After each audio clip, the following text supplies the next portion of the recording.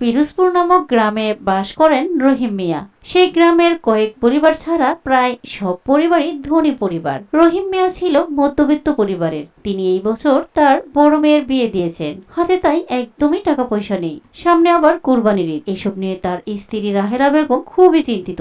একদিন, কি গো, এবার কি আমাদের কোরবানি করবে না তুমি? কোরবানি ঈদ যে এসে গেল প্রায়, তুমি তো কোরবানি নিয়ে কোনো কথাই বলছো না। কি আর বলবো আলামিনের মা, কয়েকদিন হলো মেয়েটার বিয়ে দিলাম, সব টাকা পয়সা তো ওখানেই খরচ হয়ে গেছে। তাই কিছু ভেবে পাচ্ছি না কি যে করি এবছর। হাই হাই, এ তুমি কি বলতে চাচ্ছ? কোরবানি না করলে লোকে কি বলবে? মেয়ের শ্বশুর শাশুড়ি আর জামাই বা কি বলবে? আর তাছাড়া আমাদের ছেলে আলামিন, ও তো মন খারাপ করেই বসে থাকবে। কথাটা তো তুমি ঠিকই বলেছো।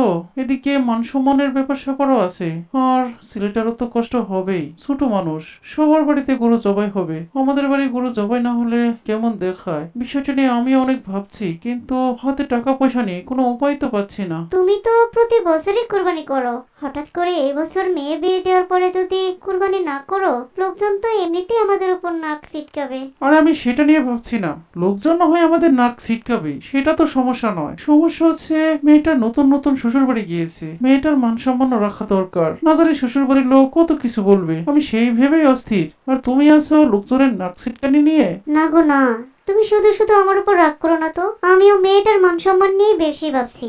এভাবে আলামিনের বাবা ও তার মা কুরবানি নিয়ে অনেকক্ষণ কথা বলতে থাকে। এদিকে আলামিন মাঠে তার দুই বন্ধু মুজাহিদ ও ওমরের সাথে খেলছিল। হঠাৎ ওমর আলামিনকে জিজ্ঞাসা করলো, আলামিন, আমার বাবা তো আমাদের কুরবানির গরু কিনে ফেলেছে, তোদেরটা কখন কিনবে রে? হ্যাঁ রে আলামিন, আমাদেরটা আগামীকাল যাবে, আমার কাকা আর আমার বাবা। আমি তো আমার বাবার কাকাকে রোজই কুরবানির কথা জিজ্ঞাসা করি, তোদেরটা কবে কিনবে? ওদের দুজনের কথা শুনে আলামিনের মন খুব খারাপ হয়ে যায় আর মাথা নিচু করে রাখে। ওর দুই বন্ধু মুজাহিদ ও ওমর আলামিনকে নিয়ে হাসতে থাকে। আরে আলামিনদের বোধ হয় এবার আর গরু কিনবে না, সেই জন্য আলামিনের মন খারাপ। তাই না আলামিন? কেন রে আলামিন, তুই তোর বাবাকে একবারও কি কোরবানির কথা বলিসনি? আমি তো আমার বাবাকে রোজই জিজ্ঞাসা করি। কি ব্যাপার, তুই কোরবানি নিয়ে কোনো কথাই বলছিস না? বন্ধুরা সবাই আলামিনকে নিয়ে হাসাহাসি করায় আলামিন রাগে দুঃখে দৌড়ে সেখান থেকে বাড়ি চলে আসে আর তার মাকে বলে, আম্মু আম্মু আম্মু, কোথায় তুমি? এদিকে এসো আম্মু। কি হয়েছে বাবা আলামিন, তোমাকে এমন অস্থির লাগছে কেন? কি হয়েছে? আম্মু, আমার কিচ্ছু হয়নি, আমার মনটা খুব খারাপ। কেন বাবা, কি হয়েছে? তোমার মনটা খারাপ কেন? আমার সব বন্ধুর বাবারা তাদের কুরবানির গরু কিনে ফেলেছে। আমার বাবা আমাদের জন্য কুরবানির গরু কবে কিনবে? ও, এই ব্যাপার। আসলে বাবা আলামিন, এবছর তোমার বোনের বিয়ে দেওয়াতে তোমার বাবার কাছে টাকা পয়সা একদমই হাতাহাতি হয়ে গেছে, তাই এবছর আমাদের কুরবানি দিবে না। না, আমি অত কথা শুনতে পারবো না। আমাদের কুরবানি দিতেই হবে। আমার সব বন্ধুর বাবারাই কুরবানি দেবে, তাহলে তোমরা কেন কুরবানি দিবে না? তোমাদের কুরবানি দিতেই হবে। ছেলের কথায় আলামিনের মায়ের মনটাও খুব খারাপ হয়ে যায়, কিন্তু ছেলেকে তো সামলাতে হবে। বাবা আলামিন, তুমি শুধু শুধু এমন জেদ করো না। তোমার বাবা তো প্রতি বছরই কুরবানি দেন, এই বছর আমাদের একটু সমস্যা, সেজন্যই তো তোমার বাবা কুরবানি দিতে চাচ্ছেন না। আমরা এবার না হয় থাক, সামনের বছর নিশ্চয়ই কুরবানি দেব। আমি তোমার কোনো কথা শুনতে চাই না, তুমি থাকো তোমার সমস্যা নিয়ে। এই বলে আলামিন রাগ করে সেখান থেকে চলে যায়। কিছুক্ষণ পর আলামিনের বাবা ফিরে আসেন। আলামিন, বাবা আলামিন, কোথায় গেলে বাবা আলামিন? আলামিন, কি ব্যাপার, আলামিন কোথায়? তুমি আলামিনকে ডাকছো? আলামিন এতক্ষণ এখানেই ছিল, এইমাত্র রাগ করে কোথায় যেন চলে গেল। রাগ করে চলে গেল কেন? কি হয়েছে? কি নিয়ে রাগ করেছে? আর বলো না, কোথায় থেকে যেন হাঁপিয়ে হাঁপিয়ে এসে আমাকে জিজ্ঞাসা করলো তুমি কুরবানির গরু কবে কিনবে। এবছর তুমি কুরবানি দিবে না একথা বলতেই তোমার ছেলে রেগে বেগে কোথায় যেন ছুটে গেল। রহিম মিয়া স্ত্রীর কথা শুনে খুবই মন খারাপ করে ফেলে আর ছেলের জন্য মনে মনে অনেক কষ্ট পেতে থাকে। এভাবেই কাটছিল দিন। দেখতে দেখতে কুরবানির ঈদ একেবারে কাছেই চলে আসলো। একদিন আলামিন ও তার বাবা ও মা তাদের বাড়ির সামনে একটি আম গাছের নিচে দাঁড়িয়ে দাঁড়িয়ে কথা বলছিল। এমন সময় আলামিনের বন্ধু মুজাহিদের বাবা কুরবানির জন্য গরু কিনে রাস্তা দিয়ে যাচ্ছিল। মুজাহিদও পিছনে পিছনে হেঁটে হেঁটে যাচ্ছিল। আলামিন মুজাহিদকে দেখে বলল, দেখো আব্বু আম্মু, ওই যে দেখো, সবাই গরু কিনে নিয়ে যাচ্ছে, শুধু আমরাই কিনছি না। এবছর সবাই গরু কুরবানি দিবে, আমরাই শুধু বসে বসে দেখবো। বাবা আলামিন, আমরাও তো প্রতি বছর কুরবানির গরু কিনি। এক বছর কুরবানি না দিলে কোনো সমস্যা হবে না। না, আমি তোমাদের কোনো কথা শুনবো না। ও বাবা, চলো না আমরাও গরু কিনে নিয়ে আসি। ও বাবা, দাও না কুরবানি, ঈদের দিন সবাই গোশত খাবে, আমি কি তাকিয়ে থাকবো? বলো বাবা। আচ্ছা আচ্ছা, ঠিক আছে বাবা, তুমি ঘরে যাও, ঘরে গিয়ে পড়তে বসো, আমি দেখছি কি করা যায়। বাবার কথা শুনে আলামিন বাড়ির ভিতরে চলে যায়। কি গো, তুমি যে এভাবে ছেলেকে বললে, এখন কি করবে? ছেলেটা আমার কত বড় একটা কথা বলে গেল, মনে কত দুঃখ ওর কুরবানি নিয়ে। তুমি তাকে বুঝ না দিয়ে দেখার কথা বলে দিলে, কি করবে এখন? কি যে করব, আমি তো কোনো উপায় দেখছি না। আচ্ছা আলামিনের বাবা, আমি বলি কি, তুমি কারো কাছ থেকে না হয় কিছু টাকা ধার করে নিয়ে এসো, ছোট মোটো একটা গরু কিনে কুরবানিটা দিয়ে দাও, অন্তত ছেলের শখটা তো পূরণ হবে। বাহ, খুব সুন্দর একটা কথা বলেছো তো। আমি দেখি কারো কাছে কিছু টাকা ধার পাই কিনা।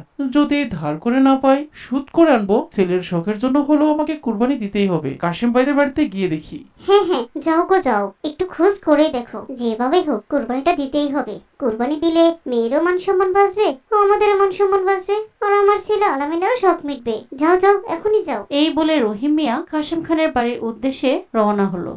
যেতে যেতে রাস্তার ধারে আবেদ মিয়ার দোকানের সামনে গিয়ে রহিম মিয়া একটু দাঁড়ালেন। রহিম মিয়াকে দেখে আবেদ মিয়া বললেন, আসসালামু আলাইকুম রহিম ভাই, মনে হয় মাথার মধ্যে খুব টেনশন, তাই এইদিকে কোথায় যেতেছেন? ওয়ালাইকুম আসসালাম রহমতুল্লাহ। হ্যাঁ আবিদ ভাই, আমি সত্যি একটু টেনশনে রয়েছি। রহিম ভাই বসেন বসেন। আরে কি হয়েছে একটু খুলে বলুন তো। আসলে আবেদ ভাই, আমি কাশিম খানের বাড়িতে যাচ্ছিলাম, উনি তো মানুষকে সুদ করে টাকা ধার দেন, তাই আমার কিছু টাকা লাগবে। এবছর মেয়ে বিয়ে দেওয়াতে হাতে একদমই টাকা পয়সা নেই, কিন্তু কোরবানি না দিলে যে মান সম্মান একেবারেই থাকে না। তার মধ্যে ছেলেটা আমার জেদ করে বসে আছে, তাই কিছু টাকা সুদ করে আনার জন্য যাচ্ছিলাম। ও এই কথা, তাই সুদ করে যখনই টাকা নিবেন আমার কাছ থেকে লন, আমিও মাঝে মধ্যে টুকটাক কিছু সুদ করে টাকা দেই। শুধু শুধু দোকান করে তো আর হয় না, বাড়তি কিছু ব্যবসাও লাগে। তা কত টাকা লাগবে? মেয়ে বিয়ে দিছি, আত্মীয় স্বজনও আগের থেকে বেড়ে গেছে, তাই ছোটখাটো গরু কুরবানি দিলে তো মানুষের কাছে লজ্জা পাবো।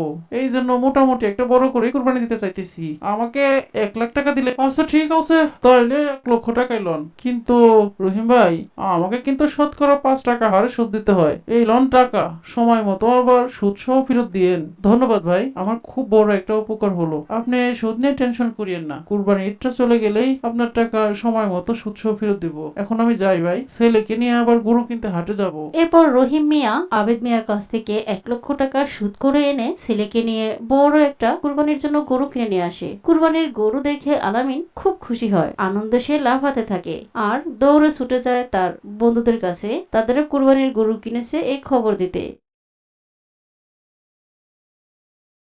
এভাবে আলামিনের কুরবানির শখ পূরণ হলো। ঈদের দিন কুরবানিও করা হলো। আলামিন, আলামিনের বাবা মা সবাই খুশি। এরপর ঈদের দিন রাতে আলামিনের মামা মুস্তাফিজুর রহমান বেশ কিছু মাংস নিয়ে আলামিনদের বাড়িতে আসে। তিনি ছিলেন একজন আলেম, ঢাকায় বড় একটি মাদ্রাসাতে তিনি চাকরি করেন। আসসালামু আলাইকুম ভাইজান, কেমন আছেন? ওয়ালাইকুম আসসালাম রহমতুল্লাহ। আলহামদুলিল্লাহ, আমি ভালোই আছি। তোমরা কেমন আছো? বাবা আলামিন কেমন আছো? রহিম মিয়া তুমি কেমন আছো? আলহামদুলিল্লাহ ভাইজান, আমি ভালোই আছি। ভালোই হলো ভাইজান এসেছে, সবাই মিলে একসাথে কুরবানির মাংস খাওয়া যাবে। কুরবানির মাংস? আমি তো শুনেছি এবার তোমরা কুরবানি দাওনি, আর সেজন্যই তো আমি তোমাদের জন্য কুরবানির মাংস নিয়ে এসেছি। মেয়েটার বিয়ে দিয়ে নাকি তোমাদের এবার টাকা পয়সা হাতাহাতি লেগে গেছে, তাই ভাবলাম আলামিনের জন্য কিছু মাংস নিয়ে যাই। তোমরা কুরবানির মাংস কোথায় পেলে? আসলে ভাইজান, হয়েছে কি, আপনি ঠিকই শুনেছিলেন, এবার আলামিনের বাবার কাছে একদমই টাকা পয়সা নেই, কিন্তু আলামিন এত জেদ করে বসলো কুরবানি না দিলে তার হবেই না, সেই জন্য আলামিনের বাবা ধার করে টাকা এনে কুরবানি দিয়েছে। হ্যাঁ ভাইজান, প্রতি বছরই কুরবানি করি, এই বছর যদি কুরবানি না করি তাহলে মান সম্মান থাকে কোথায় বলো? তাছাড়া ছেলের বড় শখ, তাকে গরু কুরবানি দিতেই হবে। সেই জন্য দোকানদার আবেদ মিয়ার কাছ থেকে 1 লক্ষ টাকা সুদ করে এনে কুরবানি করেছি। চলুন ভাই, আমরা সবাই একসাথে কুরবানির মাংস খাই। আলামিনের মা, সিসি তোমরা এসব কি করেছো? সুদ করে টাকা এনে কুরবানি করেছো? তোমাদের তো কুরবানি হয়নি। রহিম মিয়া, তোমরা তো শুধুমাত্র একটি পশুকে হত্যা করেছো আর তার মাংস খাচ্ছো, তাও আবার সুদের টাকার। আর বাবা আলামিন, কুরবানি একটা ইবাদত, এটা আল্লাহ আল্লাহকে খুশি করার জন্য করতে হয়। এটা কোনো শখের বিষয় নয়, এটা কোনো মান সম্মানের বিষয় নয়। আল্লাহ পাক প্রতিটি সামর্থ্যবান লোকের উপরে কুরবানি ফরজ করেছেন। তোমার এবছর সমস্যা হয়েছে, তুমি কুরবানি না দিতে, আল্লাহ পাক তো স্পষ্ট বলেছেন সামর্থ্যবান লোকদের উপরে কুরবানি ফরজ করা হয়েছে। রহিমিয়া, আমি ভাবতেও পারিনি তুমি এরকম একটা হারাম কাজের সাথে জড়িত হয়ে গেলে, তাও আবার কুরবানি নিয়ে। তোমাদের নিজেদেরই তো কুরবানির সম্পর্কে কোনো জ্ঞান নেই, তাহলে নিজের ছেলেকে আবার কি শিখাবে? ভাইজান, আপনি ঠিকই বলেছেন, আমার ভুল হয়েছে, দয়া করে আমাকে আর লজ্জা দিবেন না। হে আল্লাহ, আমাকে তুমি মাফ করে দাও। আমি তো ভুলেই গিয়েছিলাম কুরবানি আল্লাহর ইবাদত, আর এই ইবাদতকে আমি মান সম্মান আর শখের কথা বলে বড় পাপ করেছি। হে আল্লাহ, আমাকে তুমি মাফ করে দাও। বাবা আলামিন, সুদ ঘুষের মাধ্যমে কিংবা অন্যায়ভাবে কেউ যদি কোনো টাকা আয় করে, সে টাকা হারাম। সেই হারাম উপার্জন যদি কেউ আল্লাহর পথে খরচ করে, তাহলে আল্লাহ সেটা কখনোই গ্রহণ করবেন না কিংবা কবুলও করবেন না। আল্লাহ হ্যাঁ মামা, আমি বিষয়টি বুঝতে পেরেছি। আমি আর কখনো কুরবানি নিয়ে জেদ করব না। কুরবানি কখনোই শখের বিষয় না, এটা আমি খুব ভালো করে বুঝতে পেরেছি। বাবা, মা, আমাকে ক্ষমা করে দাও। আমার জেদের কারণেই তো তোমরা সুদ করে কুরবানি দিয়েছো। হে আল্লাহ, তুমি আমাদেরকে ক্ষমা করে দাও।